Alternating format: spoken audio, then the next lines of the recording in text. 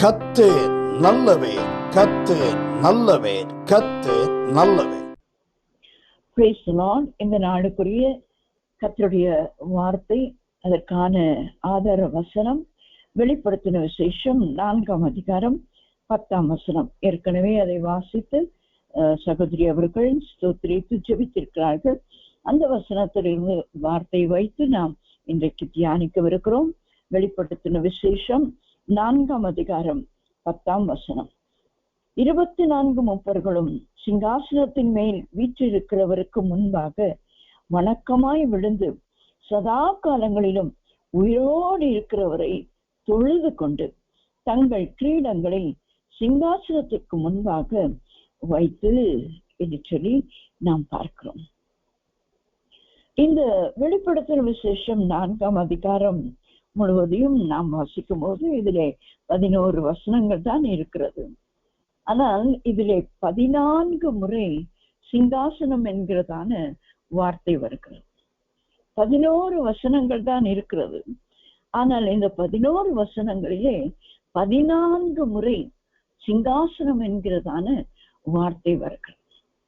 இந்த நாளிலே நமக்கு கொடுக்கப்பட்ட ஒரு தலைப்பு சிங்காசனமும் கிரீடமும்.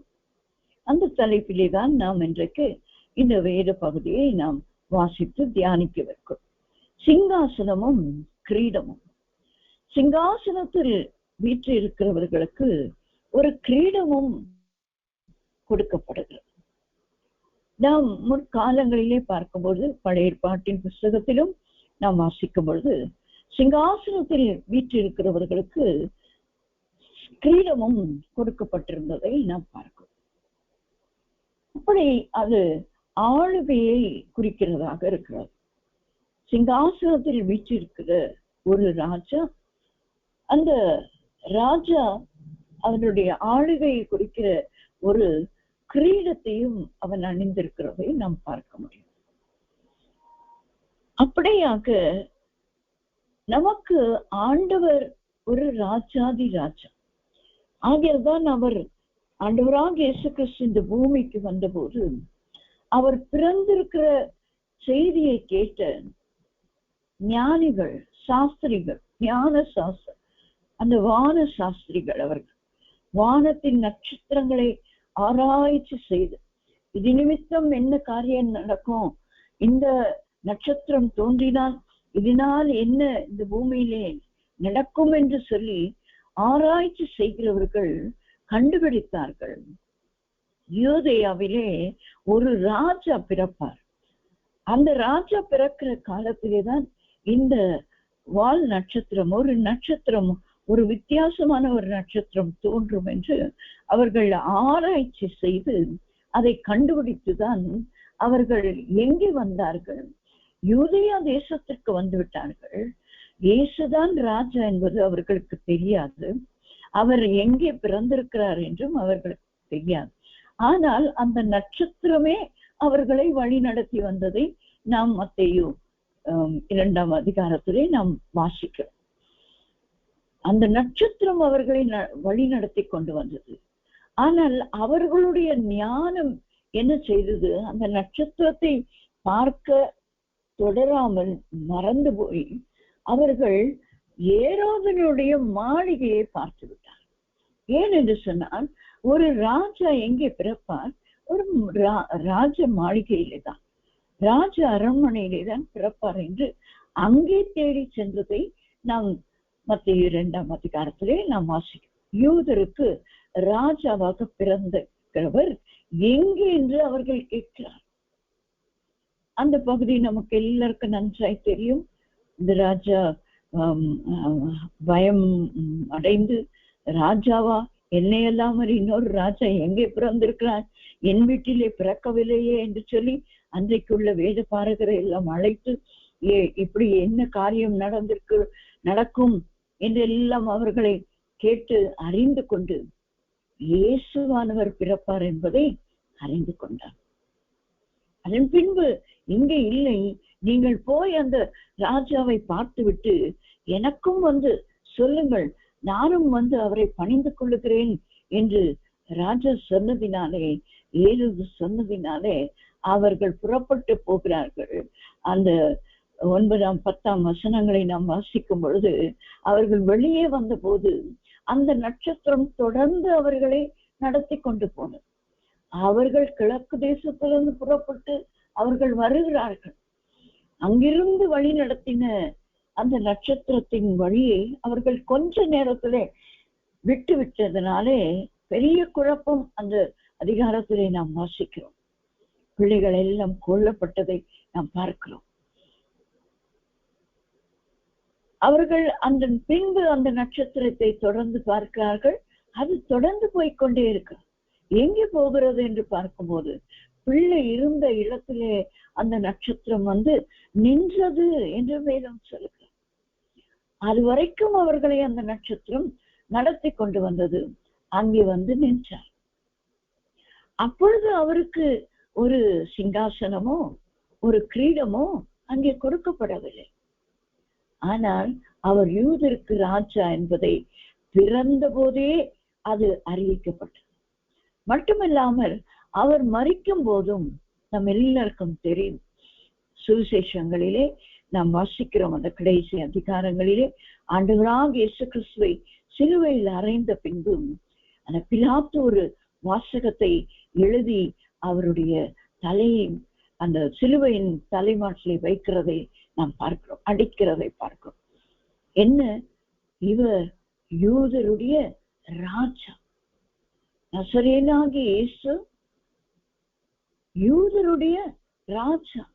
நசரேயனாகிய இயேசு கிறிஸ்து தான் யூதருடைய ராஜா. அப்பொழுது அந்த பரிசேயர் வேதபாரகர் எல்லாம் போய் சொல்லுகிறார், நான் தான் ராஜா என்று அவர் சொல்லிக் கொண்டார் என்று எழுதும் என்று. அப்போது பிலாத்து சொல்லுகிறார், எழுதினது எழுதினபடியே, எழுதினது எழுதினபடியே. ஏன்? அவருக்கு இந்த பூமியில ஒரு சிங்காசனம் இல்லை, ஒரு கிரீடம் இல்லை. ஆனால் அவர் நிலை நிற்கிற ஒரு சிங்காசனத்திலே வீற்றிருக்கிற தேவனாய் இருக்கிறபடினாலேதான் அவர் யூதருக்கு ராஜா மாத்திரமல்ல, சகல கோத்திரங்களுக்கும் சகல ஜனங்களுக்கும் ராஜாவாக இன்றைக்கு பிதாவின் வலது வாசத்தில் வீற்றிருக்கிறார். பிலிப்பியர் 2 அதிகாரத்திலே நாம் வாசிக்கும் பொழுது, ஆண்டவராகிய இயேசு கிறிஸ்து தம்மையே சிலுவையின் மரண பரியந்தம் தம்மை ஒப்பு கொடுத்ததினாலே தேவன் அவரை உயிரோடு எழுப்பி எல்லா நாமங்களுக்கும் மேலான நாமத்தையும் அவருக்கு கொடுத்தார். எல்லா முழங்கால்களும் முடங்கவும், இயேசுவே ஆண்டவர் என்று எல்லா நாமங்களும் அறிக்கை பண்ணும்படியாக அந்த சிங்காசனத்தில் அவரை வீற்றிருக்க பண்ணினார். அந்த தரிசனத்தை தான் யோவான் காண்கிறதும் இந்த 4 அதிகாரத்திலே நாம் வாசிக்கிறோம். 4 அதிகாரம் 2 வசனம் சொல்லுகிறது, உடனே ஆவிக்குள்ளானேன், அப்பொழுது இதோ வானத்தில் ஒரு சிங்காசனம் வைக்கப்பட்டிருந்தது, அந்த சிங்காசனத்தின் மேல் ஒருவர் வீற்றிருந்தார். 3 வசனம், வீற்றிருந்தவர் பார்வைக்கு வச்சிர கல்லுக்கும் பதுமராகத்துக்கும் ஒப்பாயிருந்தார். அந்த சிங்காசனத்தை சுற்றி ஒரு வான வில் இருந்தது, அவர் பார்வைக்கு மரகதம் போல் தோன்றிற்று. அது பார்வைக்கு மரகதம் போல் தோன்றிற்று. அதன் பின்பும் தொடர்ந்து அந்த சிங்காசனமும் அதை சூழ இருந்த 24 மூப்பர்களும் அவர்கள் சிரசில் பொன்முடி இருந்ததையும் அப்படியே தொடர்ந்து அந்த ஜீவன்கள், அங்கே 4 ஜீவன்கள் இருந்ததும் அவைகள் எல்லாம் கர்த்தர் பரிசுத்தர் பரிசுத்தர் என்று அவர்கள் சிங்காசனத்தின் மேல் வீற்றிருக்கிறவரை சதா காலங்களிலும் உயிரோடு இருக்கிறவருக்கு அந்த ஜீவன்கள் ஸ்தோத்திரத்தையும் கனத்தையும் மகிமையும் செலுத்தினார்கள். அப்பொழுது இந்த 24 மூப்பர்களும் தங்கள் சிங்காசனத்தில் இருந்து அவருக்கு முன்பாக விழுந்து வணக்கமாய் பணிந்து கொண்டு அந்த கிரீடத்தை, அவர்கள் தலையில் வைத்திருந்த கிரீடத்தை தாழ வைத்து விட்டார். இந்த கிரீடம் ஒரு மகிமையை குறிக்கிறது, ஒரு ஆளுகையை குறிக்கிறது. அந்த சிங்காசனத்தில் வீற்றிருக்கிறவர்களுக்கு கொடுக்கப்படுகிறதான ஒரு விசேஷித்த ஆசீர்வாதத்தை குறிக்கிறது. அது சிங்காசனத்தில் வீற்றிருக்கிறவரை பார்க்கும்போது முப்பர்களுக்கும் சிங்காசனம், முப்பர்களுக்கும் பொன்முடி கொடுக்கப்பட்டிருக்கிறது, கிரீடங்கள். ஆனால் அவைகளை தாழ வைத்து தாழ பணிந்து கொள்கிறார். அப்படியானால் அந்த சிங்காசனத்தில் நிலைத்திருக்கிறவருக்கு நாம் என்ன செய்ய வேண்டும்? நமக்கு அந்த நிலைத்திருக்கிற சிங்காசனத்தை ஆண்டவர் எப்படி கொடுப்பார்? அதை நாம் பெற்றுக்கொண்டு அதிலே நிலைத்திருக்கிறது எப்படி எப்படி உறுதியாய் நாம் இருக்க வேண்டும் என்று சொல்லி தொடர்ந்து தியானிக்க கர்த்தர் நமக்கு உதவி செய்வாராக. தங்களுடைய மகிமையான அந்த கிரீடம் அதை தாழ வைத்தார்கள். சிங்காசனத்திலிருந்தும் அவர்கள் தாழ விழுந்து அணைந்து கொண்டார்கள். அந்த கிரீடத்தையும், அந்த சிங்காசனமும் கிரீடமும் எல்லா தெய்வ பிள்ளைகளுக்கும் ஆயத்தமாயிருக்கிறது. அதை பெற்றுக்கொள்வதற்கு முன்னும் அதை பெற்றுக்கொண்ட பின்பும் நம்மிடத்திலே காணப்பட வேண்டியது மனத்தாழ்மை. அங்கேதான் ஆண்டவராக இயேசு கிறிஸ்து சொன்னார், உங்களுக்கு நான் இளைப்பாறுதல் தருவேன் என்னிடத்தில் வருகிறவர்களுக்கு. நீங்கள் என்னிடத்தில் வந்து கற்றுக்கொள்ளுங்கள், என் நுகத்தை உங்கள் மேல் ஏற்றுக்கொள்ளும். நுகம் என்பதை பார்க்கும்போது அது ஒரு சிலுவை வடிவத்தை நமக்கு வெளிப்படுத்துகிறதை போலதான் காணப்படும். முகத்தை பார்த்தவர்களுக்கு நன்றாய் தெரியும். அதிலே குறுக்கிலே ஒன்றும் நெடுக்கிலே ஒன்றும் அந்த பலகைகள் இருக்கும், கொம்புகள் இருக்கும். ஏறக்குறைய ஒரு சிலுவையை தூக்கி ஒரு மாடுகளின் மேலே வைக்கிறது போலதான் இருக்கும். ஆண்டவர் சொல்லுகிறார், என் நுகத்தை உங்கள் மேல் ஏற்றுக்கொள்ளுங்கள். மத்தேயு 11ஆம் அதிகாரத்திலே நாம் வாசிக்கும் பொழுது ஆண்டவராக இயேசு கிறிஸ்து அதை சொல்லுகிறார், வருத்தப்பட்டு பாரம் சுமக்கிறீர்களோ நீங்கள் எல்லாரும் என்னிடத்தில் வாருங்கள், நான் உங்களுக்கு இளைப்பாறுதல் தருவேன். நான் சாந்தமும் மனத்தாழ்மையுமாய் இருக்கிறேன். என் நுகத்தை உங்கள் மேல் ஏற்றுக்கொண்டு என்னிடத்தில் கற்றுக்கொள்ளுங்கள், அப்பொழுது உங்கள் ஆத்துமாக்களுக்கு இளைப்பாறுதல் உண்டாகும். ஆண்டவரிடத்திலே வந்து விடுகிறவர்களுக்கு எல்லாருக்கும் இளைப்பாறுதல் கிடையாது. ஆண்டவர்கிட்ட வந்துட்டேன்னா இளைப்பாறுதல் கிடையாது. நாம் ஒரு காரியத்தை செய்ய வேண்டும். அவர் நமக்காக சிலுவையை சுமந்தார். அவர் சுமந்த சிலுவையை நம்மால் சுமக்க முடியாது. ஆனால் அவருடைய நுகத்தை நாம் சுகம். அந்த நுகம் என்னவாம்? அந்த நுகம் சாந்தமும் மனத்தாழ்மை. இந்த ரெண்டும் நம்மிடத்திலே காணப்படுமானால் கர்த்தர் நம்மை அந்த சிங்காசனத்திலே வீற்றிருக்கவும் கிரீடங்களை நமக்கு கொடுக்கிறவராகவும் இருக்கிறார். சாந்தமும் மனத்தாழ்மையுமாய் இருக்கிறேன், என் நுகத்தை உங்கள் மேல் ஏற்றுக்கொள்ளுங்கள், என்னிடத்தில் கற்றுக்கொள்ளுங்கள். சாந்தமாய் மனத்தாழ்மையாய் இருப்பதை ஆண்டவராக இயேசு கிறிஸ்துவின் இடத்திலே நாம் கற்றுக்கொள்ளும் போது அவர் எப்படி நிலைத்திருக்கிற ஒரு ராஜ்யத்தையும், நிலைத்திருக்கிற ஒரு சிங்காசனத்தையும், நிலைத்திருக்கிற ஒரு கிரீடத்தையும் பெற்றுக்கொண்டாரோ அதுபோல நாமும் பெற்றுக்கொள்ள முடியும். புலம்பலின் புஸ்தகம் 5ஆம் அதிகாரம் 19ஆம் வசனத்தை நாம் வாசிக்கும் பொழுது, புலம்பலின் புஸ்தகம் 5ஆம் அதிகாரம் 19ஆம் வசனம், கர்த்தாவே நீர் என்றைக்கும் இருக்கிறீர், உம்முடைய சிங்காசனம் தலைமுறை தலைமுறையாக நிலை நிற்கும். தலைமுறை தலைமுறையாக நிலை நிற்கும். ஏசாயா தீர்க்கதரிசன புஸ்தகம் 9ஆம் அதிகாரம் 7ஆம் வசனத்தை நாம் வாசிக்கும் பொழுது, தாவீதின் சிங்காசனத்தையும் அவனுடைய ராஜ்யத்தையும் அவர் திடப்படுத்தி அதை இது முதற்கொண்டு என்றைக்கும் நியாயத்தினாலும் நீதினாலும் நிலைப்படுத்தும்படிக்கு அவருடைய கர்த்தத்துவத்தின் பெருக்கத்துக்கும் அதன் சமாதானத்துக்கும் முடிவில்லை. சேனைகளின் கர்த்தருடைய வைராக்கியம் இதை செய்யும். ஆண்டவராகிய இயேசு கிறிஸ்துவை குறிக்கிறதாக இருக்கு. முந்தின வசனம், நமக்கு ஒரு பாலகன் பிறந்தார், நமக்கு ஒரு குமாரன் கொடுக்கப்பட்டார். அவர் தோளின் மேல் கர்த்தத்துவம் இருக்கும்.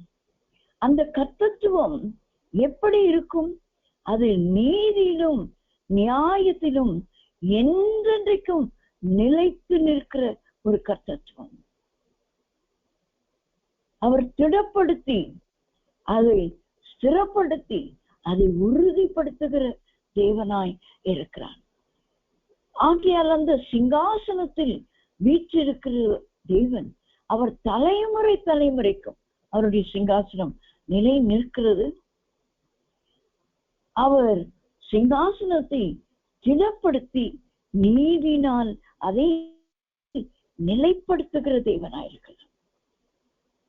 ஆகையால் தான் நாம் நீதிமொழிகளின் புஸ்தகம் 16ஆம் அதிகாரம் 2ஆம் வசனத்தை மன்னிக்க வேண்டும் 12ஆம் வசனத்தை நாம் வாசிக்கும் பொழுது, நீதிமொழிகள் 16ஆம் அதிகாரம் 12ஆம் வசனத்தை நாம் வாசிக்கும் பொழுது, அநியாயம் செய்வது ராஜாக்களுக்கு அருவருப்பு, நீதியினால் சிங்காசனம் உறுதிப்படும். நீதியினால் சிங்காசனம் உறுதிப்படும். சிங்காசனத்தில் வீற்றிருக்கிறவர், அவர் தலைமுறை தலைமுறையாக அவருடைய சிங்காசனம் நிலைத்து நிற்கிற ஒரு சிங்காசனம். அவருடைய கர்த்தத்துவம் நிலைத்திருக்கு. அது நீதியிலும் நியாயத்திலும் அதை நிலைப்படுத்தியிருக்கிறார். ஆகையால் எந்த ஒரு ராஜாவும் நீதினால் தான் தன் சிங்காசனத்தை உறுதிப்படுத்திக் கொள்ள முடியும். இக்காலங்களிலே நாம் பார்க்கும் பொழுது நீதி நியாயம் என்பது இல்லாமல் போகிற ஒரு காலத்திலே நாம் வாழ்ந்து கொண்டிருக்கோம். அது குடும்பத்திலானாலும் சரி, சமுதாயத்திலானாலும் சரி, வேலை ஸ்தலங்களிலானாலும் சரி, ஏன் ஊழியத்திலானாலும் சரி, தேவ பிள்ளைகளின் மத்தியிலானாலும் சரி, எங்கேயும் நாம் நீதி ஸ்தலம் என்று சொல்லுகிறார்களே, கோர்ட்டுகளிலே, நியாயஸ்தலங்களிலே, அங்கே நீதி கிடைக்கிறதா? அங்கேயும் கிடைக்கிறது. எங்கேதான் போவது? நம்முடைய சிங்காசனம் நிலை பெற வேண்டும் என்று சொன்னார். நமக்கு இந்த பூமியில யாரும் ஒரு சிங்காசனம் போட்டு உட்கார வைக்க போகிறது. திருமண நாட்களிலே ஒரு நல்ல ஒரு டெக்கரேட்டிவ் ஒரு சேர், ஒரு சிங்காசனம் போல இருக்கிற ஒரு சேர்ல, அல்லது ஒரு பிறந்த நாள், ஒரு விசேஷத்த நாட்களிலே அதிலே உட்கார வைத்து அவர்களை அழகு பார்ப்பார். அது எவ்வளவு நேரம்? அந்த ஒரு சில மணி நேரம், அவ்வளவுதான். அதுபோல அதிகாரிகளுக்கு இந்நாட்களிலே இன்றைக்கு சிங்காசனங்களிலே, ஆனால் விசேஷத்த நாற்காலிகள் உண்டு. அதெல்லாம் எவ்வளவு காலம்? 4 வருஷம், 5 வருஷம், அவ்வளவுதான். மிஞ்சி போனால் இன்னொரு ஆட்சிக்குள்ளே வரும்போது இன்னொரு 10 வருஷம். அதன் பின்பு எங்கே போகும் என்று தெரியாது, யார் அதிலே உட்கார்வார் என்று தெரியாது. ஆனால் நிலை நிற்கும் சிங்காசனத்தை, நிலைத்து நிற்கும் ஒரு கிரீடத்தை ஆண்டவர் நமக்காக ஆயத்தம் பண்ணி வைத்து, அதிலே நாம் பங்கு பெறும்படியாக நமக்காக தம்முடைய ஜீவனை விட்டு அந்த இரத்தத்தினாலே சம்பாதிக்கப்பட்ட நம்ம ஒவ்வொருவருக்கும் ஆண்டவர் சிங்காசனங்கள் ஆயத்தம் பண்ணி கொண்டிருக்கிறார். நான் உங்களுக்காக ஒரு ஸ்தலத்தை ஆயத்தம் பண்ண போகிறேன் என்று சொல்லியிருக்கிறார். ஒரு ஸ்தலம் மாத்திரம் அல்லங்க, ஏதோ ஒரு காலி வீடு, ஒரு காலி ஸ்தலம் அல்ல. இந்த உலகத்திலேயே நாம் அப்படிப்பட்ட ஒரு காலி ஸ்தலத்துக்குள்ளே நம்முடைய பிள்ளைகள் திருமணமான உடனே அவங்களை கொண்டு போய் வீடு பார்த்து வைக்கிறோம். அவங்களை சும்மா கொண்டு போய் விட்டு விடுகிறோமா? இல்லவே இல்லை. எல்லா பொருட்களும் வாங்கி அதை ஒழுங்குபடுத்தி அழகுபடுத்தி அவர்களையும் அதில் உட்கார வைத்து எல்லாம் அழகு பார்க்கிறோம். கொஞ்ச கால வாழ்க்கைக்காக எல்லாம் நாம் செய்கிறோமே. நமக்கு நித்திய நித்திய நித்திய காலமாய் நாம் ஜீவிப்பதற்கு ஆண்டவர் வாசஸ்தலங்களை உண்டு பண்ணி கொண்டிருக்கிறார். என் பிதாவின் வீட்டில் அநேக வாசஸ்தலங்கள் உண்டு. வாசஸ்தலங்கள் வெறுமையானதோ? இல்லை. அதில் போய் பார்த்தால் தான் தெரியும் நமக்கு எத்தனை காரியங்களை ஆண்டவர் அங்கே பதித்து வைத்திருக்கிறார். எத்தனை விதமான கற்கள், எத்தனை விதமான கனிகள், எத்தனை விதமான மரங்கள், என்னென்ன காரியங்கள். அங்கே போய் பார்த்தால் தான் இதெல்லாம் பெற்றுக்கொள்வதற்கு எனக்கு தகுதி உண்டோ ஆண்டவரே என்று அவர் பாதத்திலே தாழ விழுந்து பணிந்து கொள்ளதான் வேண்டும். தகுதி இல்லாத எனக்கு எல்லாம் ஆயத்தம் பண்ணினீரே ஆண்டவரே, நான் தெரிந்திருந்தால் இன்னும் உமக்கு ஊழியம் செய்திருப்பேனே என்றுதான் நாம் நினைப்போம். அப்படிப்பட்ட ஆசீர்வாதங்களை ஆண்டவர் நமக்கு ஆயத்தம் பண்ணி வைத்திருக்கிறார். ஆகியால் நாம் ஒருவரும் வெறுமையா இந்த உலகத்திலே வாழ்ந்து விடக்கூடாது.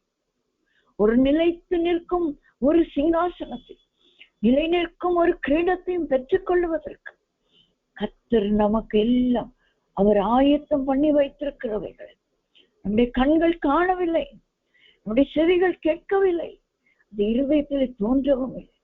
இவ்வளவு இமேஜின் பண்ணி பார்க்க முடியும்? ஒன்னும் பார்க்க முடியாது. நம்மளால பார்க்கவே முடியாதுங்க. இருதயத்திலே தோன்றாது அது. ஏனென்றால் இதுவரையிலும் நாம் பார்த்திராத ஒரு காரியத்தை நாம் போய் அங்கு பார்க்க போகிறோம், அதை அனுபவிக்க போகிறோம்.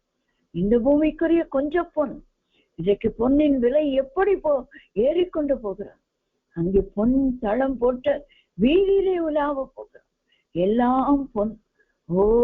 சாலமோனின் நாட்களிலே வெள்ளி ஒரு பொருட்டல்ல, வெண்கலம் ஒரு பொருட்டல்ல, இரும்பு ஒரு பொருட்டல்ல, பொன் மாத்திரமே ஒரு பொருட்டாய் அன்றைக்கு கருதப்பட்டதாம். ஒரு சாலமோனே ஒரு அசுத்த ஜீவியத்தோடு கூட முடிவடைந்த ஒரு மனுஷனுடைய வாழ்க்கையிலேயே இந்த பொன் ஒரு விலை உயர்ந்த காரியமாயிருக்குமானால் பரிசுத்தமாய் ஜீவித்து அந்த பரிசுத்த பொன்னை பெற்றுக்கொள்ளத்தக்கதான். பொன் என்கிற ஒரு சோதனை, விசுவாச சோதனை வரும்போது நாம் அதிலே ஜெயித்து ஜெயித்து ஜெயித்து ஜெயம் பெற்றவர்களாய் நாம் அவருடைய சிங்காசனத்திலே வீற்றிருக்க வேண்டும். அப்படியானால் நாம் எவ்வளவு பரிசுத்தமாய், எவ்வளவு ஆண்டவரோடு கூட நடக்கிற ஒரு அனுபவத்தோடு கூட இந்த நாட்களிலே நாம் இருக்க வேண்டும். மரணம் என்பது யாருக்கு வேண்டுமானால் எந்த வயதிலும் வரலாம், எப்படியும் வரலாம். நாம் போய் மரணத்தை சந்திக்க வேண்டிய அவசியம் இல்லை. அது நம்மை தேடி வரும். மரணம் நம்மை தேடி வரும். நம் வீட்டுக்குள்ளே இருக்கலாம், வாசலிலே நிற்கலாம், தெருக்களிலே நடந்து போக. தினந்தோறும் வாக்கிங் போனேனே, இந்த தெருவிலே தானே, அந்த தெருவிலே கூட என் மரணம் வரலாம். எங்கு வேண்டுமானாலும் வரலாம். நான் மரித்தாலும் மரித்தேன், சதா காலங்களிலும் உயிரோடு இருக்கிறேன் என்று சொன்னவர் அந்த சிங்காசனத்தில் வீற்றிருந்து அவர் சொல்லுகிறார், உனக்காக நான் ஒரு சிங்காசனத்தை ஆயத்தம் பண்ணியிருக்கிறேன், உனக்காக ஒரு கிரீடத்தை நான் கரங்களிலே பிடித்து கொண்டு ஆயத்தமாய் நிற்கிறேன் என்று கர்த்தர் சொல்லுகிறாரே. அதை நாம் பெற்றுக் கொள்வதற்கு நாம் ஆயத்தமாம். அவர் ஆயத்தமாயிருக்கிறார், அவர் ஆயத்தமாயிருக்கிறார். நாம் ஆயத்தமாம். நீதினால் தான் சிங்காசனம் உறுதிப்படும். நீதினால் சிங்காசனம் உறுதிப்படும். அதுக்கு நாம் என்ன செய்ய வேண்டும்? நீதிமொழிகளின் புஸ்தகம் 25ஆம் அதிகாரம் 5ஆம் வசனத்தை நாம் வாசிக்கும் பொழுது, நீதிமொழிகள் 25:5, ராஜாவின் முன்னின்று துஷ்டரை நீக்கிவிடும், அப்பொழுது அவனுடைய சிங்காசனம் நீதியினால் நிலை நிற்கும். நீதியினால் தான் சிங்காசனம் நிலை நிற்கும், உறுதிப்படும். அந்த உறுதிப்பட்ட அந்த சிங்காசனம் நிலை நிற்க வேண்டுமானால் ராஜாவின் முன்னின்று துஷ்டரை நீக்கிவிடு. துஷ்டத்தனங்கள் நம்முடைய இருதயங்களிலிருந்து நீக்கிவிடப்பட வேண்டும். முதலாவது நமக்குள்ளே இருக்கிற துஷ்டத்தனங்கள் வெளியிலே போக வேண்டும், அதை நீக்க வேண்டும். அதன் பின்பு நம்மோடு கூட இருக்கிற துஷ்டரையும் நாம் நீக்கிவிட வேண்டும். அதற்குதான் முதல் சங்கீதத்திலே ஆண்டவர் சொன்னார், இரவும் பகலும் அவருடைய வேதத்திலே பிரியமாயிருந்து அதை நேசிக்கிறவர்களுக்கு துன்மார்க்கருடைய ஆலோசனையில் இடமில்லை, பாவிகளுடைய வழியில் இடமில்லை, பரியாசக்காரருடைய இடத்திலே இடமில்லை. அங்கே நிற்கக்கூடாது, நடக்கக்கூடாது, உட்காரக்கூடாது. துஷ்டரை நீக்கிவிடு. அவர்களுக்கு பெயர்கள் பாருங்க: துன்மார்க்கர், பாவிகள், பரியாசக்காரர். சில தேவ பிள்ளைகளும் கூட பேசும்போது பரியாசமாய் சில காரியங்களை பேசுவாங்க. எனக்கெல்லாம் அதிகமாய் துக்கத்தை உண்டு பண்ணியிருக்கு. பரியாச உதடுகள் ஆண்டவருக்கு பிரியமில்லை. ஆண்டவர் ஒரு பரியாச உதடை தருகிறார், அது அந்நிய பாஷை என்று வேதம் சொல்லுகிறது. பரியாச உதடுகளினாலே அவர்களோடு பேசுவேன், அது ஆண்டவரோடு பேசுகிறது. மனுஷரோடு நாம் பரியாச உதடுகளோடு கூட பேசக்கூடாது. என்ன பரியாசம் வேண்டி இருக்கிறது?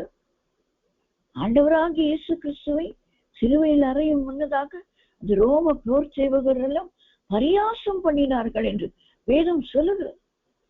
நாம் யாரையாவது விளையாட்டுக்கு தானே சொன்னேன். விளையாட்டு என்ன வேண்டி இருக்கிறது? விளையாடுவது தேவ பிள்ளைகளுக்கு காணப்பட வேண்டிய காரியம் அல்ல, அவசியமானது அல்ல, விளையாட்டு அல்ல. தேவ பிள்ளைகளின் வாழ்க்கை ஒரு எச்சரிப்பின் வாழ்க்கை. மற்றவர்கள் அதை பார்க்கும்போது அது ஒரு சாட்சியின் ஜீவியம். நம்முடைய பேச்சு, நம்முடைய நடக்கை, நம்முடைய பார்வை எல்லாம் இன்றைக்கு கர்த்தருடைய பிள்ளைகள் சாட்சிகளாய் ஜீவிக்காததுனாலதான் இன்னும் நம்முடைய தேசம் ரட்சிக்கப்படாமல் விக்கிரக ஆராதனைக்குள்ளாக இருக்கு. போய் உங்களுடைய மக்களுக்கு முதல்ல சொல்லுங்க, இதுதான் சொல்றாங்க. உங்க ஆட்களை திருத்துங்க. உங்க ஆட்களுக்கு முதல்ல போய் போதனை பண்ணுங்க, அவங்கள சரி பண்ணுங்க. நாம் கேட்டிருக்கிறோம் அல்லவா? எவ்வளவு வேதனை! ஆண்டவர் கேட்டால் எவ்வளவு வேதனைப்படுவார். நாம் மற்றவர்களை பரியாசம் பண்ணுகிறது ஆண்டவராக இயேசு கிறிஸ்துவை மீண்டும் பரியாசம் பண்ணுகிறதுக்கு, அவரை நிறுத்துகிறதற்கு சமானமாயிருக்கும். ஆண்டவருடைய வார்த்தை சொல்லுகிறது, உங்களை உபத்திரவப்படுத்துகிறவர், உங்களை தூஷணமாய் பேசுகிறவர் உங்களை அல்ல, உங்களுக்குள் இருக்கிறதான ஆவியானவரை. நம்ம இப்போ எவ்வளவு ஜாக்கிரதையாய் நாம் பேச வேண்டும். நமக்குள்ள இருக்கிற ஆவியானவரை துக்கப்படுத்துகிறார்களாம், வேதனைப்படுத்துகிறார்கள். நம்மதான் சொல்லியிருப்பாங்க, அவளை இவளை என்ன பேசியிருப்பாங்க. ஆனா அது நம்முடைய இருதயத்தை துளைத்து போகிற ஒரு அன்பு போல இருக்கும். கேவலமாய் பேசியிருப்பாரு, அவலட்சணமாய் பேசியிருப்பாரு, பரியாசம் பண்ணியிருப்பாரு, விளையாட்டுக்கு கூட பரியாசம் பண்ணியிருக்கலாம். அதுவும் சில நேரங்களிலே வேதனை கொடுக்கிறது அல்லவா? ஆண்டவர் சொல்லுகிறார், துஷ்டரை ராஜாவின் முன்னின்று நீக்கிவிடு. முதலாவது நமக்குள்ளே இருக்கிற துஷ்டத்தனங்கள் நாம் நீக்க வேண்டும்.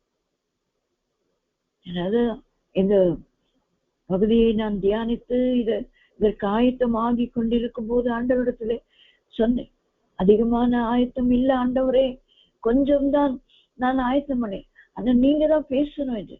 இப்பொழுது பேசுனதெல்லாம் நான் ஆயத்தம் பண்ணாதவைகளை தான், வசனங்களையும் ஆண்டவர் கொடுத்தார், முந்தின காரியங்களையும் பேசும்போது ஆவியானவரே எனக்கு அந்த ராஜாவை குறித்த காரியங்கள் எல்லாம் ஞாபகப்படுத்தினார். நான் அதெல்லாம் எழுதி வைக்கவும் இல்லை, தியானிக்கவும் இல்லை. அப்ப சொன்னேன், ஆண்டவரே இந்த வேத வசனம் இருபுறமும் கற்கொள்ளப்பட்டேன், ஆகையால் அதை என்ன முதலாவது குட்டி என்னை பரிசுத்தம் பண்ணட்டும் ஆண்டவரே. நான் பேசும்போது அது மற்றவர்களுக்கு மட்டுமல்ல, எனக்கு முதல்ல ஆண்டவரே, அடுத்துதான் மற்றவர்களுக்கு என்று ஜெபத்தோடு தான் இந்த பகுதியை ஆயத்தம் பண்ணி உங்களுடைய முன்னே நிற்கிறேன். இதை தியானித்துதான் உங்கள் முன்பே இதை சொல்லிக் கொண்டிருக்கிறேன். துஷ்டரை நீக்கிவிடு, துஷ்டரை நீக்கிவிடுங்கள். உங்களுள்ள இருக்கிற துஷ்டரையும் நீக்கி விடுங்க.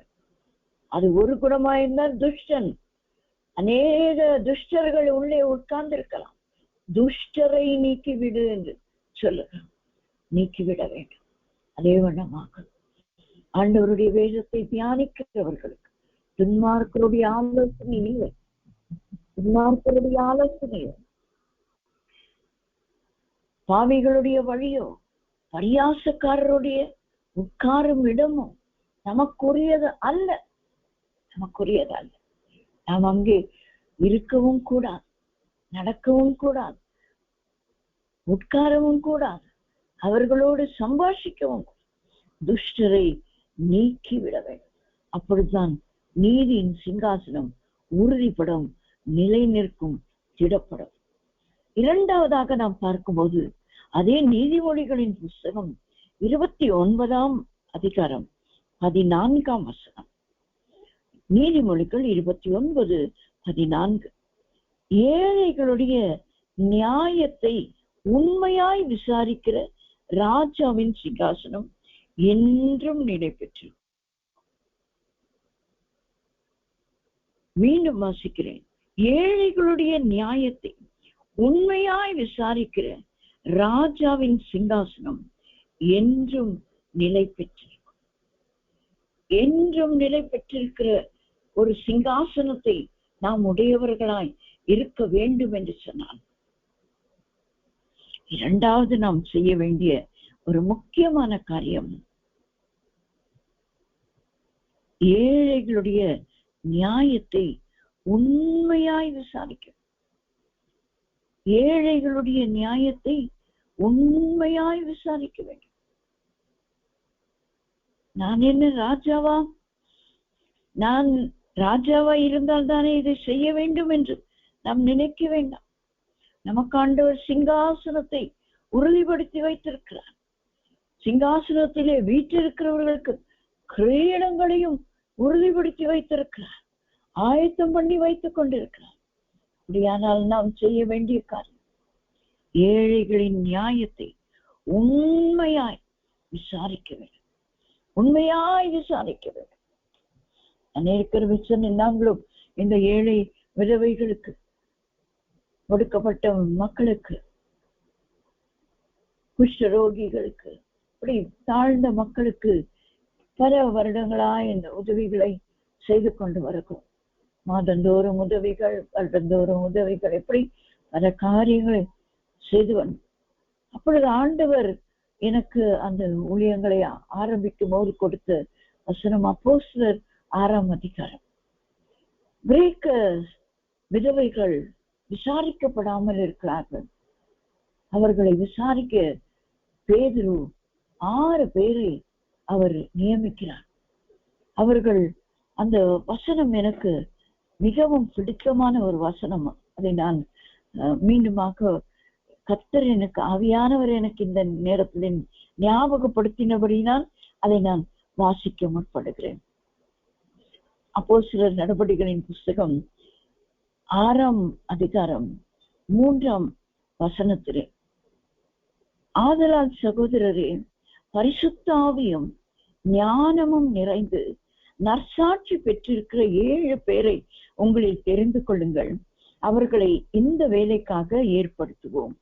நான் 6 பேர் என்று சொன்னேன், மன்னிக்கவும், இங்க 7 பேர். அது 6ஆம் அதிகாரம் 6 என்று நினைத்து கொண்டு 7 பேரை உங்களுக்காக தெரிந்து கொள்ளுங்கள், அவர்களை இந்த வேலைக்காக ஏற்படுத்துவோம். எந்த வேலைக்காக? தங்கள் கிரேக்கர் ஆனவர்கள் தங்கள் விதவைகள் அன்றாட விசாரணை திட்டமாய் விசாரிக்கப்படவில்லை என்று எபிரேயருக்கு விரோதமாக முறுமுறுத்தார்கள். அங்க ஒரு முறுமுறுப்பு பாருங்களேன். கர்த்தருடைய வீட்டிலே அப்போஸ்தலர்கள் ஒருமித்து வாசம் பண்ணின இடத்துல அங்க ஒரு முறுமுறுப்பு. என்ன? கிரேக்க விதவைகள் அங்கே வந்து ஆண்டவரை ஏற்றுக்கொண்டு இணைந்திருக்கிறார். அவர்கள் விசாரிக்கப்படவில்லை. ஆகையால் அவர்கள் விசாரிக்கப்படுவதற்கு 7 பேரை ஏற்படுத்தணும். அது என்ன? அவர்கள் பந்தி விசாரிப்புக்கு தான் ஏற்படுத்தப்பட்டார்கள். ஆனால் அவர்களுக்குரிய தகுதிகளை அப்போஸ்தலனாகிய பேதுரு அங்கு சொல்லி அங்கே விளக்கி சொல்லுகிறதை பார்க்கும்போது எனக்கு ஆச்சரியமாயிரும். பரிசுத்த ஆவியும் ஞானமும் நிறைந்து நற்சாட்சி பெற்றிருக்கிற எழுது. அப்படித்தான் எனக்கு அந்த விதவைகள் நீ விசாரிக்கிற ஊழியத்தை கற்றுக் கொடுத்தான். அப்பொழுது நானும் ஒரு சில என்னோடு இருந்த வாலிப பிள்ளைகளும் தான் இருந்தார். அதன் பின்பு ஒவ்வொருவராய் இணைந்து இந்த கிருபை பெற்றவர்களை கர்த்தர் என்னோடு கூட இணைத்தார். பரிசுத்த ஆவியும் ஞானமும் நிறைந்து நற்சாட்சி பெற்றிருந்தார்கள். ஆகையால் அவர்களை எல்லாம் இணைத்து இந்த ஊழியங்களை 15-16 வருடங்களாய் செய்வதற்கு கர்த்தர் கிருபை தந்தார். அதை அற்புதமாய் அதிசயமாய் அவர் நடத்தி கொண்டவர். இதை எதற்கு சொல்லுகிறேன்? விதவைகள் விசாரிக்கப்படாமல் இருக்கிறார்கள் என்று சொல்லி எனக்கு அந்த பகுதியிலே நான் வாழும்போது எனக்கு தெரியாது. ஆனால் நான் 5 பேரோடு கூட 2009 வருஷத்திலே ஆரம்பித்த அந்த ஊழியம் அது பெருகி பெருகி பெருகி பெருகி அது 15,000, 50,000, 35,000 பல இடங்களிலே சென்று அது ஆறுகளாய் படறி போய் இன்றைக்கு பலரும் அந்த ஊழியங்களை எடுத்து செய்யத்தக்கதாக கர்த்தர் கிருபை செய்து கொண்டே இருக்கிறார். என்னோட இருந்த அந்த வாலிப பிள்ளைகள் 2-3 இடங்களிலே அவர்களே அதை ஆரம்பித்து செய்து கொண்டிருக்கிறார். எங்களோட இருந்த ஒரு சகோதரி அவர்களிடத்திலே அவர்கள் அப்பொழுதே ஒரு 35-40 பேர் இருந்தார்கள். இன்னும் அவர்கள் அங்கே இன்னொரு இடத்திலே செய்து கொண்டிருக்கிறார். விசாரிக்கிறது, ஏழைகளை விசாரிக்கிறது. அப்பதான் எங்களோடு இணைந்த அந்த மகனுக்கு ஆண்டவர் அந்த யாக்கோபு 1:27 ஆண்டவர் கொடுத்தார். அதை வைத்து ஜெபித்து இன்னும் கொஞ்சம் ஊழியங்களை நாங்கள் செய்ய ஆரம்பித்தோம். தபித்தா ஊழியம் என்ற அந்த பெயரோடு கூட அந்த ஊழியங்கள் அப்படியே தொடர்ந்து நடந்தது. திக்கற்ற பிள்ளைகளும் விதவைகளும் படுகிற உபத்திரவத்திலே அவர்களை விசாரிக்கிறதும் உலகத்தால் கரைப்படாதபடிக்கு தன்னை காத்து கொள்ளுகிறதுமே பிதாவாகிய தேவனுக்கு முன்பாக மாசில்லாத சுத்தமான பக்தி. இன்றைக்கு அந்த பக்தி எங்கே போயிருக்கிறது? மாசில்லாத சுத்தமான பக்தி. நான் என்னை உலகத்தால் கரைப்படாமல் காத்துக்கொள்வேன், நான் பரிசுத்தமாய் ஜீவிப்பேன் என்று பரிசுத்த ஜீவியம் செய்கிறது மட்டுமல்ல, திக்கற்ற பிள்ளைகளும் விதவைகளும் படுகிற உபத்திரவத்திலே நாங்கள் காஞ்சிபுரம் பக்கத்திலே 2 இடங்களிலே அந்த ஊழியங்களை செய்து கொண்டு இருக்கிறோம். இப்பொழுது சமீபத்திலே செய்து கொண்டிருக்கிறோம். அந்த இடங்களிலே வருகிற அந்த தாய்மார்களுக்கு ஒரு 3 கிலோ அரிசி தான் ஒரு மாதத்துக்கு தரும். 3 கிலோ அரிசி அப்படின்னு சொன்ன அது மாதம் முழுவதும் அதை கஞ்சி வச்சு குடிக்கிற தாய்மார்கள் அங்கே உண்டு. அதை எப்பொழுது கொடுப்பார்கள் என்று ஏங்கி அதை கை நீட்டி பார்த்து வாங்கி கண்ணீரோடு எங்களை முத்தமிடுகிற தாய்மார்கள் உண்டு. அவர்களை உலகத்தால் சொல்லுகிறார், ஏழையின் சிரிப்பிலே இறைவனை காணலாம்.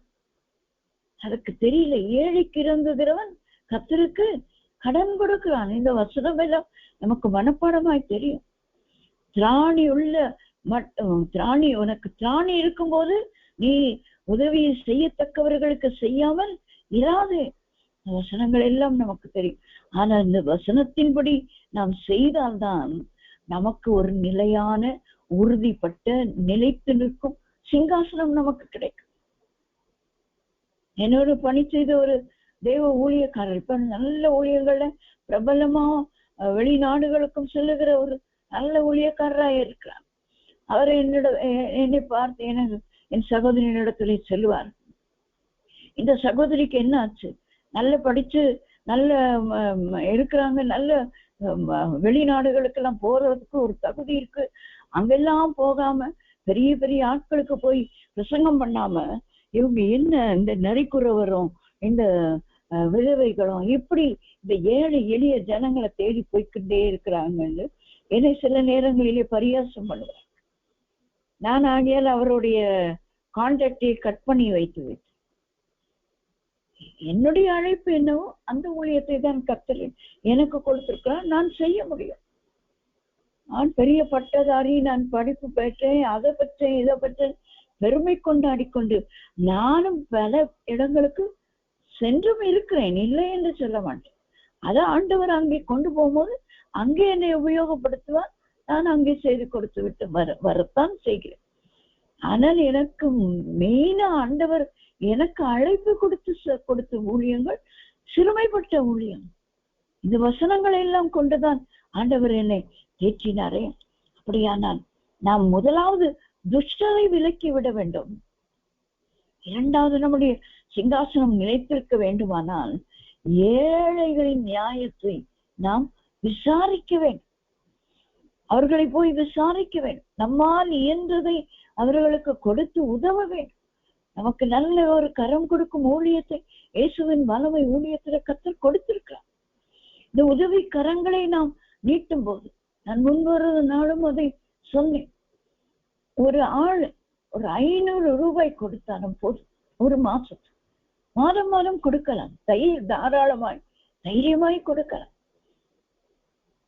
20 பேருக்கு குறையாமல் ஒவ்வொரு நாளும் நாம் இந்த ஆப்பிலே கலந்து கொடுக்கிறோம். காலையிலே ஒரு கூட்டம், மாலையிலே ஒரு கூட்டம். காலையிலே வருகிற அநேகர் மாலையிலே, இரவிலே வருகிறதில்லை. இரவிலே வருகிறவர்கள், காலையிலே வருகிறோம், இரண்டுக்கும் வருகிறவர்கள் ஒரு சிலர் இருக்கிறார். ஆனால் அது கொஞ்சம் பேர் தான் 2 ஜெபங்களுக்கும் தொடர்ந்து வருகிறோம். ஆனால் தொடர்ந்து 20 பேருக்கு குறையாமல் வருகிறார். அப்படியானால் 20 பேர் ஒரு 500 ரூபாய் கொடுத்தால் போதுமே. 10,000 ரூபாய் ஒரு மாதத்துக்கு எளிதிலே ஒரு நொடி பொழுது சம்பளம் வாங்கின உடனே, ஆண்டவரே இதை நான் அனுப்புகிறேன், இது 5,000 ஆக்குறதுக்கு கிருபை தாங்க சொல்லி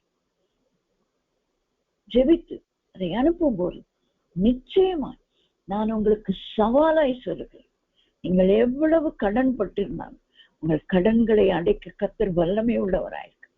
நீங்கள் எவ்வளவு ஹாஸ்பிட்டலுக்கு செலவு பண்ணி கொண்டிருக்கிறீர்களோ, ஒரு நயா பைசா கூட செலவில்லாமல் உங்களை அடுத்த வருடம் முழுவதும் உங்களை நடத்துவார் கர்த்தர். இதை சோதித்து பாருங்கள். இந்த ஒரு டிசம்பர் மாதத்துக்கு மாத்திரமே நீங்கள் அதை செய்து ஜனவரியிலிருந்து டிசம்பர் வரைக்கும் நீங்க செய்கிறவர்களாய் மாறி அந்த கிருபைகளை நீங்கள் பெற்றுக்கொள்ளாவிட்டால் நீங்க சொல்லுங்க, நான் இந்த வேதத்தையும் தூக்கி போட்டுறேன், என் பிரசங்கத்தை தூக்கி போட்டுறேன், இயேசுவையே தூக்கி போட்டுறேன். சவாலாய் உங்களுக்கு நான் வைக்கிறேன். இது என் ஜீவியத்திலே கர்த்தர் செய்த காரியம். ஆகையால் இது உங்களுக்கு ஒரு சவால், ஒரு சேலஞ்ச். இது அநேக தெய்வ பிள்ளைகளின் வாழ்க்கையிலே செய்திருக்கிறார்கள். எனக்கு இன்னும் அநேகருடைய சாட்சிகள் உண்டு. என்னோடு என் ஊழியத்திலே எனக்கு பங்காளர்களா இருக்கிறவர்கள் அநேகர், சம்பாத்தியமே இல்லாதவர்கள் ஊழியத்தை தாங்குகிறார்கள். இயேசுவின் வல்லமை ஊழியத்தையும் தாங்குகிறார். பெருமைக்கு சொல்லவில்லை, கர்த்தர் மன்னிப்பாராக. நான் ஒரு காலம் அந்த பெருமைக்கு சொல்லவில்லை.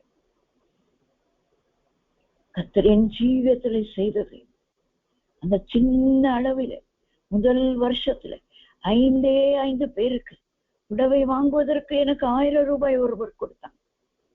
போய் 220 ஏதோ ஒரு விலையில 5 புடவைகளை வாங்கி இன்னொருவர் 500 ரூபாய் கொடுத்தாங்க. அவர்களுக்கு ஒரு பிரியாணி செய்து அவர்களுக்கு கொடுத்தேன். சின்ன ஒரு சாட்சி. ஆனால் இன்றைக்கு எத்தனையோ ஆயிரக்கணக்கான ரூபாய்கள், ஏன் லட்சக்கணக்கான ரூபாய்கள் இன்றைக்கு செலவு பண்ணத்தக்கதாக கர்த்தர் எனக்கு கிருபை தந்திருக்கிறார். எங்கள் குழுவினருக்கு கிருபை தந்திருக்கிறார். ஏன்? ஏழைகளை விசாரிக்க நான் விசுவாசிக்கிறேன். எனக்கு ஒரு சிங்காசனத்தை ஆண்டவர் ஆயத்தம் பண்ணி வைத்திருக்கிறார்.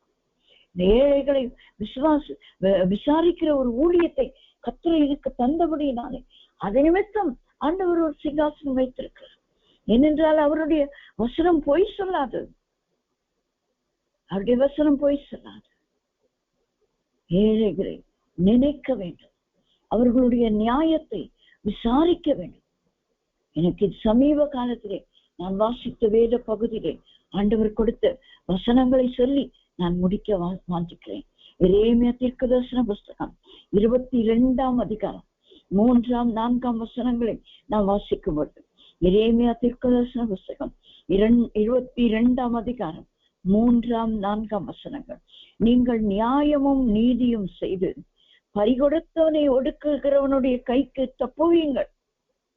நீங்கள் பரதேசியையும் திக்கற்றவனையும் விதவையையும் ஒடுக்காமலும் கொடுமை செய்யாமலும் இவ்விடத்தில் குற்றமில்லாத இரத்தத்தை சிந்தாமலும் இருங்கள். இந்த வார்த்தையின்படியே நீங்கள் மெய்யாய் செய்வீர்களாகி தாவீதின் சிங்காசனத்தில் உட்கார்ந்திருக்கிற ராஜாக்கள் ரதங்கள் மேலும் குதிரைகள் மேலும் ஏறி அவனும் அவன் ஊழியக்காரரும் அவன் ஜனமுமாக இந்த அரண்மனை வாசல்களின் வழியாய் உட்பிரவேசிப்பார்கள் என்று கற்றுச் சொல்கிறார். இது எழுத்தின்படியான ஒரு சிங்காசனம், எழுத்தின்படியான அரண்மனைக்குள்ளே உட்பிரவேசிக்கிறோம். ஆனால் நமக்கு ஆண்டவர் வைத்திருக்கிற சிங்காசனம் பரலோகத்தில் இருக்கிறது. அந்த வாசல்கள் திறக்கப்பட்டதை யோவான் தரிசனத்திலே கண்டான்.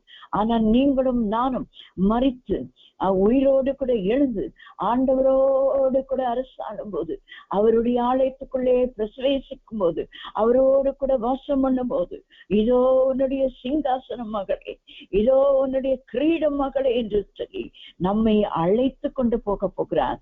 நாம் அந்த வாசல்களின் வழியாய் உட்பிரவேசிக்க போகிறோம். நியாயமும் நீதியும் செய்து பறிகொடுத்தவன் ஒடுக்கிறவனுடைய கைக்கு தப்பு வைக்க வேண்டும். இன்றைக்கு பார்த்தாலும் பார்க்காமல் போகிற ஒரு காலகட்டத்தில் இருக்கிறோம். அடிபட்டு கிடக்கிறான் என்று சொன்னான்.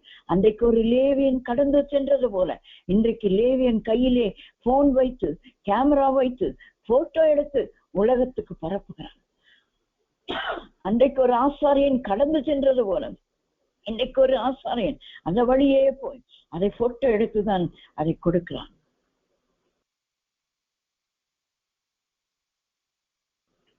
இன்றைக்கு நல்ல சமாரியன்கள் எங்கே?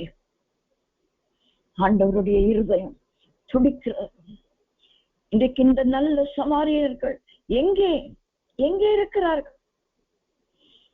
ஒரு கேடுபாடு உள்ள அசுத்த வாழ்க்கை வாழ்ந்த ஒரு சமாரிய ஆண்டவருடைய வார்த்தையை கேட்டு ஓடி போய் அந்த ஜனங்களுக்குள்ள போய் அந்த தேசத்தையே அந்த பட்டணத்தையே இழுத்து கொண்டு வந்தாளே, அவள் வெட்கப்படவில்லை.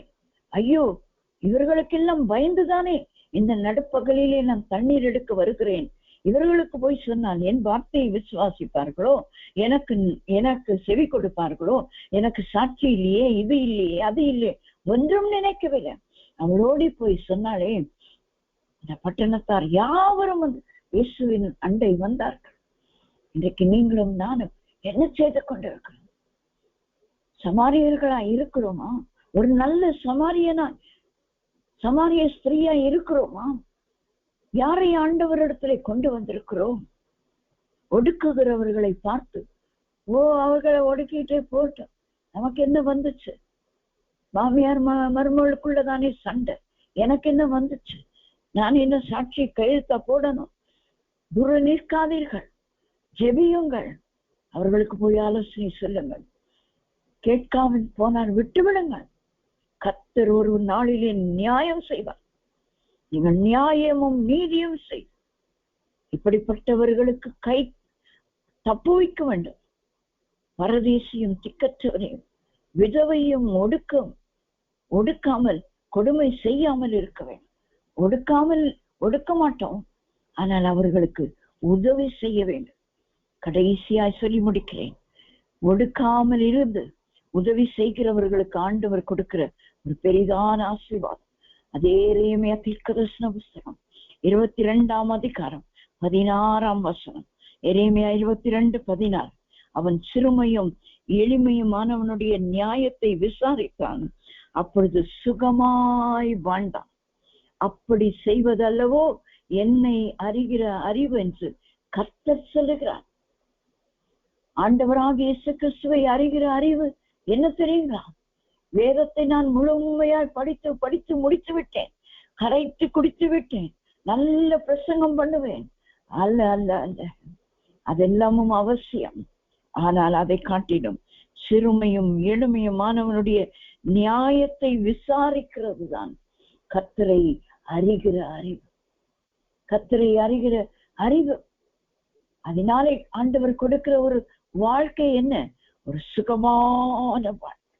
அது நம்முடைய சரீர சுகத்தையும் காண்பிக்கிறது, அது ஆவிக்குரிய ஆத்துமீக சுகத்தையும் காண்பிக்கிறது. ஆகையால் தான் யோவான் எழுதும் போது, பிரியமானவனே, உன் ஆத்மா வாழ்கிறது போல நீ எல்லாவற்றையும் வாழ்ந்து சுகமாயிருக்கும்படி எனக்காக வேண்டுகிறேன். எல்லாவற்றிலும் வாழ்ந்து சுகமாயிரு. எப்பொழுது நீ எளிமையானவனை, சிறுமையானவனை, விதவையை, திக்கற்ற பிள்ளையை விசாரிக்கிறவரா இருக்கும் போது, அவரை அறிகிற அறிவும் சுகமாய் வாழ்கிற ஒரு வாழ்க்கை இந்த பூமியிலும் பரலோகத்திலே சிங்காசனத்தோடு கூட ஒரு நீதியின் கிரீடம். ஆண்டவராகிய இயேசு கிறிஸ்து சொல்லுகிறார் அல்லவா, நான் ஜெயம் கொண்டு என் பிதாவினுடைய சிங்காசனத்திலே அவரோட கூட உட்கார்ந்தது போல ஜெயம் கொள்ளுகிறவன் எவனோ அவனும் என்னுடைய சிங்காசனத்தில் என்னோட கூட உட்காரும்படி அருள் செய்வேன். ஹல்லேலூயா. ஆண்டவர் அவருடைய சிங்காசனத்திலேயே நமக்கு ஒரு இடம் வைத்திருக்கிறார்கள்.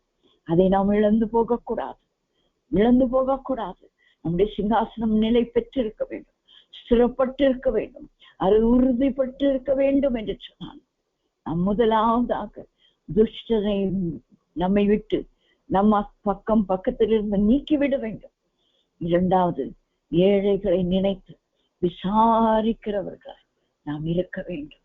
அப்படி செய்யும் போது 2 தீமோத்தேயு 4ஆம் அதிகாரம் எல்லாருக்கும் தெரிந்த வசனம், 7ஆம் 8ஆம் வசனம், நல்ல போராட்டத்தை போராடினேன், ஓட்டத்தை முடித்தேன், விசுவாசத்தை காத்து கொண்டேன், இது முதல் நீதியின் கிரீடம் எனக்காக வைக்கப்பட்டிருக்கு. நீதியுள்ள நியாயாதிபதியாகிய கர்த்தர் அந்நாளிலே அதை எனக்கு தந்தருளுவார். எனக்கு மாத்திரமல்ல, அவர் பிரசன்னமாகுதலை விரும்பும் யாவருக்கும் அதை தந்தருளுவார். ஹல்லேலூயா. இந்த சிங்காசனமும் கிரீடமும் யாருக்கு கிடைக்கும்? துஷ்டரை நீக்கி விடுகிறவர்களுக்கு, ஏழைகளை நினைத்து விசாரிக்கிறவர்களுக்கு. இந்த கிறிஸ்துமஸ் காலங்கள் நமக்கு அதுக்கு ஒரு நல்ல ஒரு தருணம். நாம் ஆண்டவரை அறியாதவர்களுக்கும் அதை சொல்லி கொடுக்கிறதுக்கு ஒரு நல்ல தருணம். ஏனென்றால் பிதாவாகிய தேவன் நம்முடைய ஒரே பேரான குமாரனை இந்த பூமிக்கு கொடுத்தார். குமாரனாகிய இயேசு கிறிஸ்து தம்மையே நமக்காக இரட்சகராய் தம்முடைய இரத்தத்தை சிந்தி மீட்டுக் கொள்ளும்படியாக தம்மையே கொடுத்தார். அந்த இரத்த கிரயம் கொடுத்து வாங்கப்பட்ட சபையாராகி நாம் என்னத்தை கொடுக்க போகிறோம்? நல்ல ஒரு பழைய பாடல் உண்டு. ஆட்டு இடையனாயிருந்தால் ஆட்டு பாலையோ எதையோ கொண்டு வந்து கொடுப்பேன். இப்படி அவரவர்கள் ஒரு சாஸ்திரியா இருந்தால் பொன்னை பொருளை கொண்டு வருவேன். ஏழை அடியேனோ என்னிடத்தில் ஒன்றுமில்லை, என்னையே தருகிறேன் என்று என்னையே தருகிறேன், என் இருதயத்தை தருகிறேன். சிறு வயதிலே கற்றுக்கொண்ட ஒரு பாடல், மிக அர்த்தமுள்ள ஒரு பாடல். எல்லாருக்கும் எல்லாம் இருக்கிறது, கொடுக்கிறதுக்கு. ஆண்டவரே, என்னிடத்தில் ஒன்றுமில்லை, என்னையே தருகிறேன், என்னையே தருகிறேன். இந்த ஊழியத்துக்கு என்னை அர்ப்பணிக்கிறேன். நான் இந்த ஊழியத்தை செய்கிறேன். என்னாலே என்ற ஒரு சிறிய தொகையை கொடுக்கிறேன். எப்படி வேண்டுமானாலும் நாம் இந்த ஊழியத்தை தாங்க முடியும். எவ்வளவோ செலவுகள் பண்ணுகிறோம். ஏதோ ஒரு செலவை குறுக்கி எடுத்து அதை செய்ய வேண்டும். ஒரு நல்ல போதகர் இந்த இப்படியாக சொல்லுவார், அவருடைய சபையில அறிவிப்பார். இந்த கிறிஸ்துமஸ் காலங்களில் உங்க பிள்ளைக்கு நீங்க 2000 ரூபாய்க்கு ஒரு ஃப்ராக் வாங்குறீங்கன்னு சொன்னா, அந்த 2000 ரூபாயில 200 ரூபாய் எடுத்து தனியா வைத்துருங்க. 1800 ரூபாய்க்கு அந்த பிள்ளைக்கு ஒரு ஃப்ராக் வாங்கி கொடுங்க. 200 ரூபாயை கொண்டு வந்து ஆலயத்திலே கொடுத்து ஏழை எளியோருக்கு நாம் அதை கொண்டு பொருட்களை வாங்கி கொடுப்போம் என்று அன்றைக்கு செய்தார். கர்த்தர் அவர்கள் சந்ததியை ஆசீர்வதிக்கிறார். செய்தவர்களின் சந்ததிகள் ஆசீர்வதிக்கப்படும். நாம் மாத்திரம் அல்லங்க, நமக்கு மாத்திரம் சிங்காசனம் இல்லை. தாவீதின் சிங்காசனம் அவன் தலைமுறைகளுக்கு கொடுக்கப்பட்ட, தலைமுறைதோறும் நிலைத்திருக்கிற சிங்காசனத்தில் தான் ஆண்டவர் வீற்றிருக்கிறார். ஆகையால் நம்முடைய சிங்காசனம், நமக்கு ஆண்டவர் கொடுக்கிற சிங்காசனம் நம்முடைய தலைமுறைகளுக்கு நாம் கொடுக்க வேண்டும். அது எழுத்தின்படியான சிங்காசனம் அல்ல, பரலோகத்திலே சிங்காசனம். நாம் செய்கிற நற்கிரியைகள் நம்முடைய பிள்ளைகளுக்கு அது சிங்காசனத்தை உண்டு பண்ணுகிறதா இருக்கும். ஆகிய நாம் கண்களை மூடி இந்த வேளையிலே ஆண்டவரே இந்த வசனத்தின்படி எங்களை எல்லாம் நடத்தும். அந்த சிங்காசனத்தையும் கிரீடத்தையும் நாங்கள் பெற்றுக்கொள்ளத்தக்க ஜெயம் கொண்டு இந்த நீதியுள்ள நியாயாதிபதி ஆகிய அந்நாளிலே அதை கொடுக்கிறதுக்கு காத்து கொண்டிருக்கிறார். நீதியின் கிரீடம் எனக்காக வைக்கப்பட்டிருக்கிறது என்று விசுவாச கண்களாலே பார்த்த அந்த அப்போஸ்தலனாகிய பவுலை போல நாங்களும் எங்களுக்காக வைக்கப்பட்டிருக்கிற அந்த சிங்காசனத்தையும் நீதியின் கிரீடத்தையும் பார்த்து உமக்கு நன்றி சொல்லுகிறோம் ஆண்டவரே என்று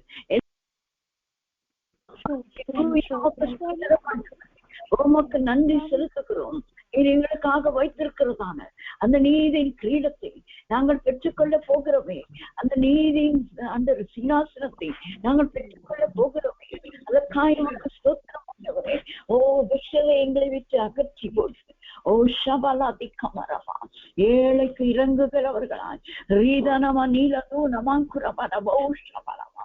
ஓ எங்களால் இயன்றதை நாங்கள் இந்த காலங்களிலே செய்யும் கர்த்தர் எங்கள் கரங்களை உறுதிப்படுத்துகிறதினாலே ஓ நல்ல போராட்டம் நாங்கள் போராடி ஜெயிக்க, ஓ ஷபலதிக்கமரமா விசுவாசத்தோடு கூட ஜெயிக்க எங்களுக்கு கிருபை தாரும். எங்கள் ஓட்டத்தை முடிந்து நாங்கள் உடைய சமூகத்திலே வந்து நிற்கும் போது ஓ உடைய பிரசன்னமாகுதலை விரும்புகிற யாவருக்கும் அதை தந்துள்ளுவார். ரீபாலா தூரமாக்குறவா அந்த நீதியின் கிரீடம் நீதியை செய்கிறவர்களுக்கு வைத்திருக்கிறீரே, அதை நாங்கள் பெற்றுக்கொள்ள கிருபை தருகிறதுக்காய் உமக்கு ஸ்தோத்திரம் ஸ்தோத்திரம் ஸ்தோத்திரம் ஸ்தோத்திரம் ஸ்தோத்திரம் ஆண்டவரே. நன்றியோடு கிருபை ஸ்தோத்திரிக்கிறோம். அப்படியா நீர் எங்களுக்கு வைத்திருக்கிற அந்த சிங்காசனத்தை கிரீடத்தையும் நாங்கள் பெற்றுக்கொள்ள கிருபை தருகிறதுக்காய் உமக்கு ஸ்தோத்திரம். மீட்பர் இயேசுவின் நாமத்தில் ஜெபிக்கிறோம் நல்ல பிதாவே, ஆமென் ஆமென்.